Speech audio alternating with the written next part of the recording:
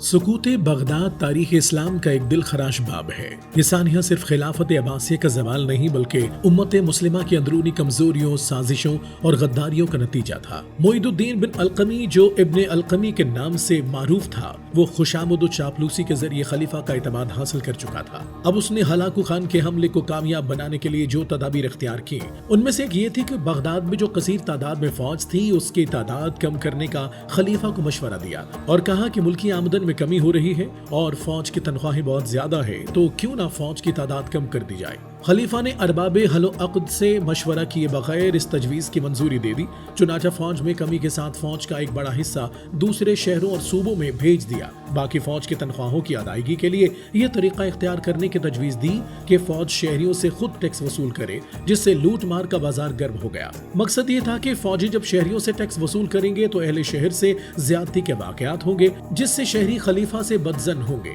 خلیفہ پر جو اہل بغداد کا اعتماد ہے وہ متزلزل ہوگا۔ ادھر حلہ کے مقام پر ابن القمی کے ہم عقیدہ لوگ زیادہ تھے۔ وہاں کے لوگوں کو تیار کیا گیا کہ وہ ہلاکو خان کو خطوط لکھیں اور بغداد پر حملے کی دعوت دیں۔ چنانچہ ان شرپسندوں نے ہلاکو خان کو جو خطوط لکھے، ان میں لکھا: ہمارے بزرگوں نے پیشگوئی کے طور پر ہمیں خبر دی تھی کہ فلاں سن میں فلاں منگول سردار بغداد پر قبضہ کرے گا۔ ان کی پیشگوئی کے مطابق آپ ہی وہ سردار ہیں۔ آپ کا قبضہ اس ملک پر ہونے والا ہے، لہٰذا ہم پہلے سے ہی اپنی اطاعت و فرما برداری کا اظہار کرتے ہیں اور آپ سے امان طلب کرتے ہیں۔ جبکہ نصیر الدین طوسی جو مشہور فلسفی، ریاضی دان اور علم نجوم کا ماہر تھا اور ابن القمی کا ہم عقیدہ تھا، وہ ہلاکو خان کے دربار سے وابستہ تھا اور وزارت کے عہدے پر فائز تھا۔ ابن القمی نے اس سے رابطہ کیا اور اس سے کہا کہ وہ ہلاکو خان کو بغداد پر حملے کی ترغیب دیں۔ اس صورت میں ہلاکو خان نے نصیر الدین طوسی سے مشورہ کیا اور طوسی نے کہا کہ علم نجوم سے تو یہی معلوم ہوتا ہے کہ بغداد پر آپ کا قبضہ ہو جائے گا اور آپ کو کوئی نقصان نہیں ہوگا۔ ان تمام ترغیبات اور مشوروں کی بنیاد پر ہلاکو خان نے بغداد پر حملہ کرنے کی ٹھان لی۔ پہلے کچھ فوج بغداد کی طرف روانہ کی۔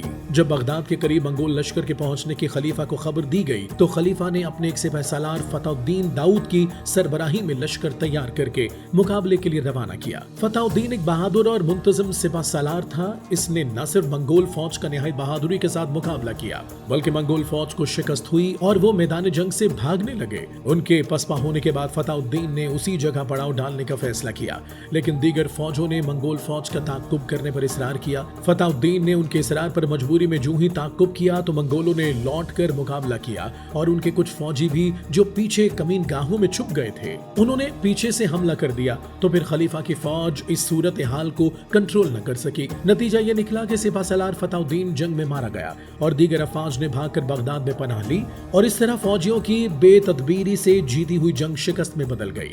یوں چند غداروں اور غلط فیصلوں نے اسلام کے مرکز اور علم و تہذیب کو تباہ کر دیا۔ سقوط بغداد ہمیں یاد دلاتا ہے کہ جب امت اتحاد کھو دیتی ہے تو دشمن اسے مٹا دیتا ہے۔